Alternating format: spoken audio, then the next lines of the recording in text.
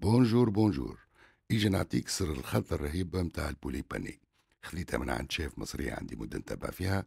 خلطة تعطينا بولي باني يقرمش، لونه ذهبي محلاه. والأهم من ذلك أنه هذا الكل يصير في معون واحد. الخلطة والمراحل متاع التحضير. عندي زوز صدور دجاج، حبيت نجرب بيهم.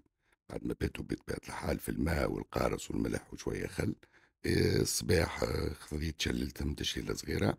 بعد نشيحهم ونقطعوهم بدي ترونش خشن، ماكسيموم نص سنتي، مش خشين برشا. قبل ما نتعداو المرحلة اللي بعدها تعقيمة للبلان دو ترافاي بالفينيغر ميناجي. توا نتعداو للخلطة الرهيبة. شنو اللي فيها 3 كعبات عظم، نزيدو عليهم كعبة ياغورت ناتور، ونخلطوا الكل مع بعضه لين يدخل كل شيء في بعضه.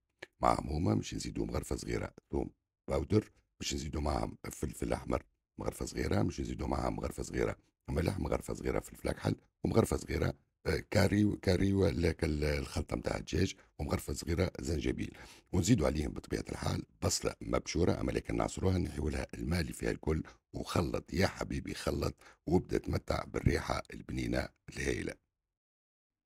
باش تبدا عندك خلطة خشينة تلصق وتشد فوق الدجاج، نبداو نزيدو في الفرينة بشوية بشوية. عينك ميزانك لين تحس اللي الخلطة ولات رزينة وقابلة أني تجبد الهاند بلندر متاعك، بيان سور.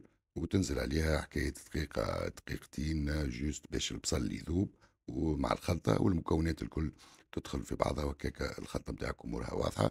وتبدأ بعد ذلك تحط في الطروف متاع الدجاج متاعك لين يتغلفوا مليح، وتحطهم في ماعون بيان سور. وبعد تنجم تغطيهم وتخليهم يرتاحوا وتتعدى المرحلة اللي بعدها. في معون واسع شوية تحط الشابلور بزايد. وتبدأ تحط في الظروف تغلفهم كوم الفو.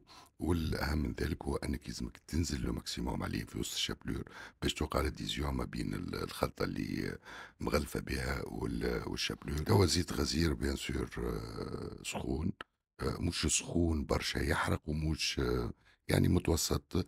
وتبدأ تحط في الطرف متاعك بشوية بشوية. والأهم هو أنك لازمك ديما تقلبهم، ما تخليهمش من شراء برك. شوية شوية شوية شوية تو تحس بيه بدا يحمار هو، دونك تبدأ تعطيه في شوية الوقت باش يطيب بيان سور الدجاج ويخرج بالطريقة هذه مقرمش. لاديزيون نتاع الوحدانة الشابلور جاتني حرشة شوية، مي سينو حتى المنظر يكون خير من داخل طايبة.